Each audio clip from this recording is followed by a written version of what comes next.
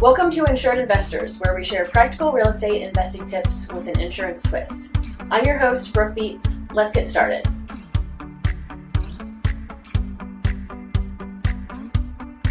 Welcome to today's episode, where we're diving into a crucial yet often overlooked topic for real estate investors: liability insurance.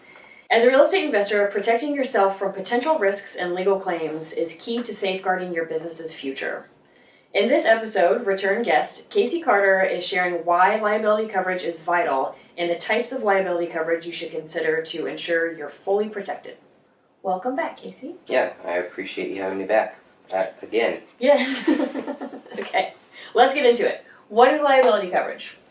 Yeah, so a lot of investors, when they're purchasing coverage, right, they might see multiple different lines of coverage. You know, I'm covered for my property, liability, right? What exactly is that? Well, that is the aspect of protecting you financially from being sued from either bodily injury, property, multiple other types of liability coverages. But it is, in fact, one of the most important coverages that you can obtain. In many cases, you lose a little bit of damage to a property, to a tree, or somebody runs into something, right? Those can be dimes and pennies when compared to actual liability claims or somebody being injured. Everybody knows how expensive those things can run up.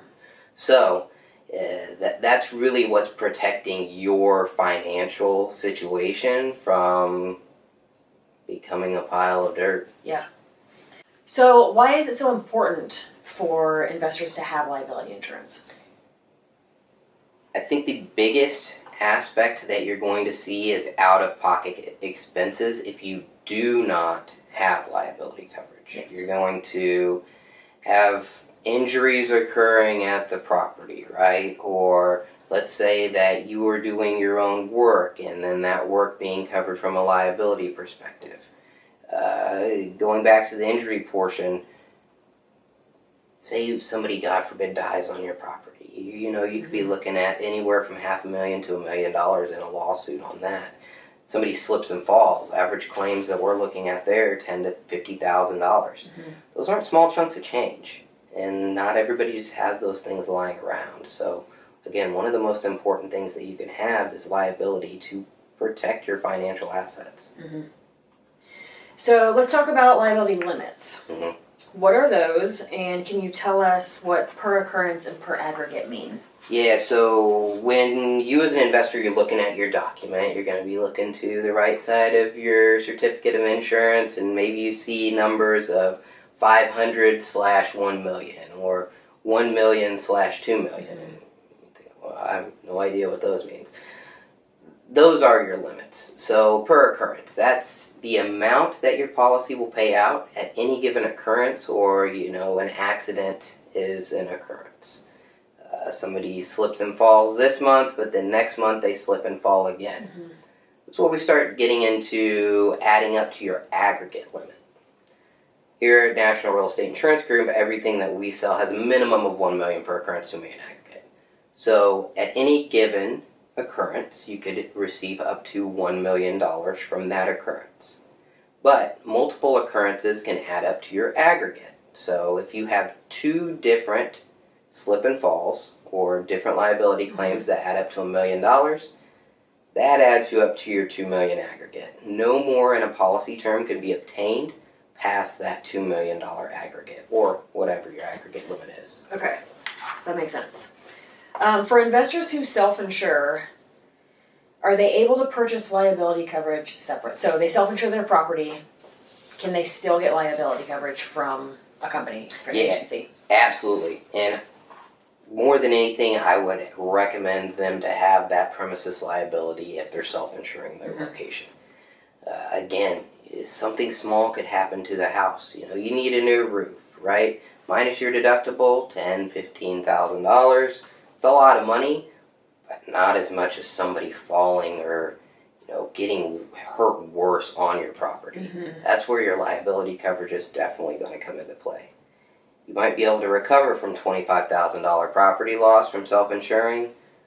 Not a lot of people are going to come back from $1 million lawsuit. Yeah. Okay. Can you go over what premises liability covers? Yeah, so it's going to be third-party individuals that are injured on the premises. Okay. It's not for you, the owner. You don't live there, right? It's not for paid workers. Those are things that if you're employing individuals, you may be acting as a contractor or something of that nature. You want to have, GC policy, artisan policy with workers' comp and things of that nature. Mm-hmm. This is the neighbor girl down the street runs and hits something in the yard of a property that you own, is injured at the location, and you were found negligent, that something could have been avoided in that case to where she wouldn't have been injured. That's really what premises liability is it is covering the premises that you own and does not extend outside of that particular location. Okay. What are some other types of liability coverage that real estate investors may be interested in? Yeah, so there's a few, right? Let's say you're a real estate investor and you're acting as your own property manager, right? Not for everybody, but some people like to do those. In this case, you could obtain professional liability, errors and omissions, or E&O, it's also called. This is going to cover the professional acts that you are taking part in or promises that you have made to the person that you're in contract with. So if you are the property manager and any type of act surrounding that could potentially be covered under professional liability or errors and omissions. Again, National Real Estate Insurance Group, if you have premises liability on a property, maybe you have property coverage, you can also obtain E&O coverage. So PM-E&O, property manager E&O coverage. It's one of the few programs that we're going to have that you can buy into a aggregate limit, shared limit with other parties, but it is going to provide you coverage for those professional acts too. Some other things that you're going to see, products and completed operations, right? So not going to be covered under your premises liability, but that is for exactly what it sounds like, products or completed operations at the actual location. Maybe as an investor, you built the deck in the back of the property too, and you sell that property off. Maybe you renovated it, flipped it, sold it off. 20 days after you sell it, somebody or the new buyer walks into the back deck and it falls. That's a sticky situation, right? That's something that you would want to make sure that you had products and completed operations for that would be potentially covered under those. Personal advertising and injury, too. That's something that you're going to see, again, excluded on a premises liability policy, but it's going to cover things like libel, slander, maybe you said some things about a competitor that may or may not have been true, and it damaged them financially. That's where the personal advertising and injury is really going to come into play, too. Okay. So, just a few different types of liability that they could obtain outside of that premises liability policy. Okay. So a lot of options. People need to know what is out there and what could best cover them. Yep. All right. Let's talk about trees real quick. You mentioned an example earlier, but we see it a lot here, even in our own agency.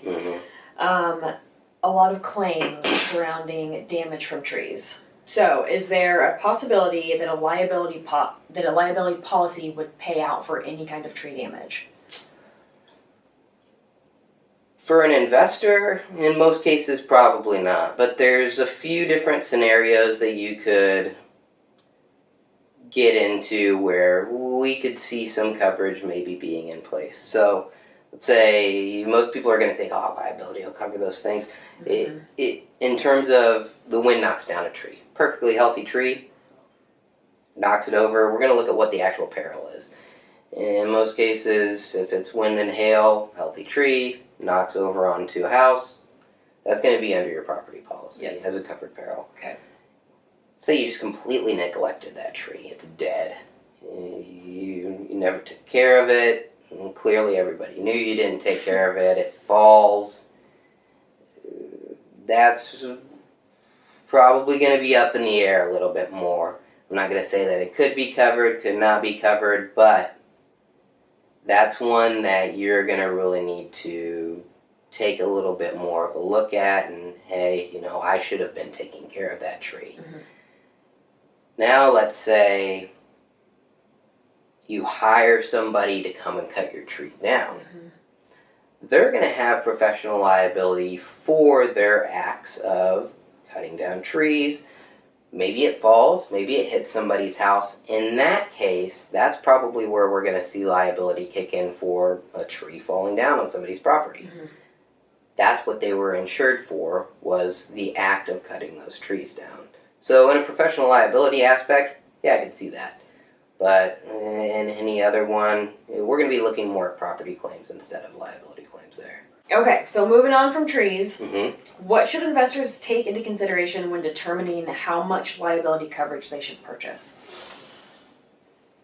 Yeah, there's a lot of different points we could probably hit on, right? Number one is, what do you truly see as the exposure? Do we have a single-family residence where, hey, mom, dad, 2 kids are renting out a property from you? Or do we have a 20-unit apartment complex where we have 20 different families living at this location?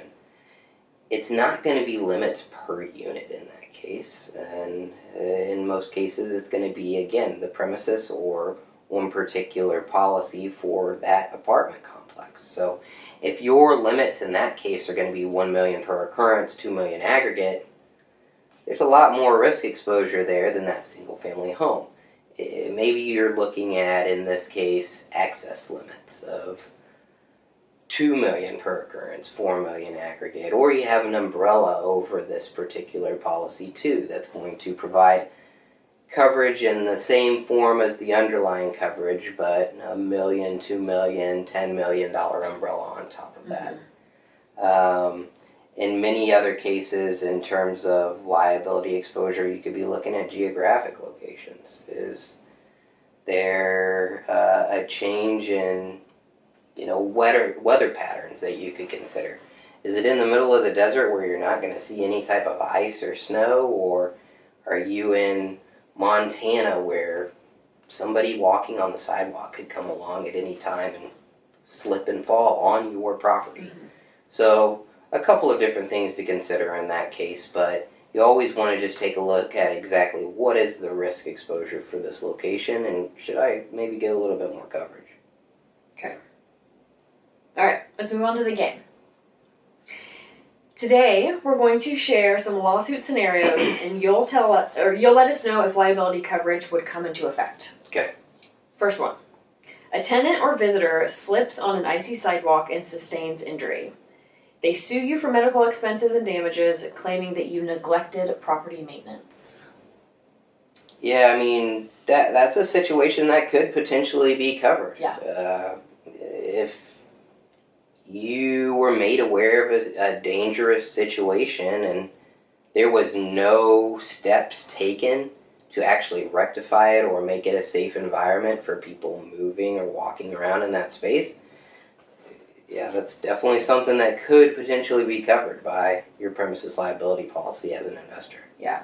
But we also want to be careful that people don't think that insurance is a maintenance plan, right? Yeah. They have to make sure they're doing everything possible to mitigate any risks that are on the property. Absolutely. And it comes down to negligent behavior. Yes. In that case. Was it something that was completely out of anybody's control, or could you have made the situation exponentially better by your own hand? Yeah. Okay. A pipe burst in your rental unit, causing severe water damage to the tenant's personal belongings. The tenant sues you for not maintaining the plumbing system properly. Yeah, in that case, I mean, unless the owner was made aware that there were issues prior to the storm, in that case, you're going to start seeing property coverage come into play. And if the tenant's belongings were the things that were damaged in that case, they should have a contents policy in place for that. Whether it's something that they've obtained on their own, or whether it's something that the owner has obtained through a program we have called Tenant Protection Plan, right? Mm-hmm. Covers $10,000 in contents coverage for the named tenant on the lease at the time of the loss. That's where the coverage for those things is going to come into play, and the tenant needs to be made aware that they're responsible for their own contents. Yes. Yeah.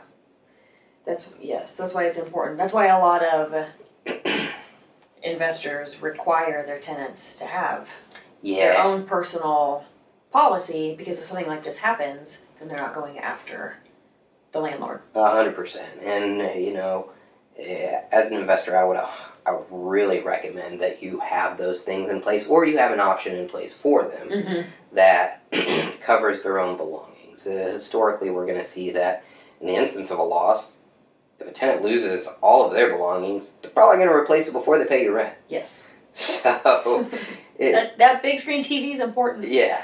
In this case, in order to maintain a constant flow of rental income too, make sure that they have their own contents policy that can replace those damaged items. Yeah, good point. Number 3, a tenant claims that you improperly evicted them without following legal procedures and they sue you. It depends on what coverages you actually have in place. If you have property, premises liability, unfortunately this one's not going to be on there. In some instances, maybe a professional liability policy could help you in this case. It would just be very dependent upon what your policy language states. In every single one of these that I think that we've done, again, it's going to be extremely important that you're reading your policy, that your agent is explaining your policy to you correctly, and that you truly understand it. Because you don't ever want to come to Judgment Day and understand that day, I didn't ever have coverage for something. Yeah. So, again, if you had a professional liability policy that could potentially cover this type of scenario, yes, premises liability, unfortunately, you're going to not be covered for that. Yeah. And this scenario actually brings up a good point, in that there are more landlord-friendly states than others, right? And so, in the instance, landlords really need to be aware of some of the laws in their cities and states when it comes to evicting people. Yeah, or 100%. And just like you said, it gets as granular down to your city. Yes. There's different cities that are going to have different laws within said states. So, again, this is... You're an investor, this is your business, it's something that you want to be up to date on almost at all times. Yes. To understand what legal proceedings or different laws are affecting you. Yep, exactly. Okay, last one. You are a house flipper. You replace the roof on the property yourself. After the home is sold, the new owners discover significant leaks due to improper installation, leading to property damage. Yeah, if you're doing that work yourself, that's where you almost want to 100% always have a products and completed operations policy in place. Yeah. Those can't always be the easiest to obtain for somebody doing work themselves, not on a professional basis. I have Joe Schmo Contracting LLC and I operate under this business, right? With this particular case, fortunately, something that we'll have here at NREIG is going to be called Flip Shield. And per flip that you have, you're obtaining products and completed operations for the work that you're doing yourself, along with personal advertising and injury too. So that's where you can pay a small amount of money that's going to be a minute amount compared to a full-blown contractors or artisans policy to do that work yourself at a location and have that coverage a year after the property sold to make sure that if that roof is leaking or damaged, that we can go back and take a look at it via your products and completed operations coverage. Okay, it's a good product to have. It can be pretty handy. Yeah. But if you're not doing the remodel yourself or any of the work, and you do hire a contracting company, it is very important to make sure that they have proper insurance. Yeah. Because then you could just find yourself in the same boat. And, in that case, if you're working with an agent too, and you're saying, hey, I'm going to have somebody do this work, send that EOI document to your agent to make sure that they can take a look at it from a professional's opinion and say, oh, this isn't just something that they slapped together. They just truly do have coverage through this. Yeah. Just get a second set of eyes on it to make sure that the contractor that you're using is truly licensed and insured. Yeah. Any last words on general liability? I don't think so. Liability can be one of those things that, like we've seen today, is extremely complex. And in many cases, if you don't live in this world on a daily basis, there's a lot of things that you probably don't understand. That's why having an agent that can look at those and explain them thoroughly to you is going to be pretty important. Yeah. You have those property claims, again, they can nickel and dime you. I mean, in many cases, $5,000, $10,000, $20,000 is not chump change, but when it comes to how exponentially high liability claims can be, it's of vital importance that you carry any type of liability coverage you need for any risk that you're insuring. It's coverage for the unknown. Exactly. Yep. Okay. Thank you for being here today. Thank you. We'll continue to post new episodes on NREIG's YouTube channel, that's NREIG, and on Spotify and Apple Podcasts at Insured Investors. You can also follow NREIG on Facebook and LinkedIn. See you later.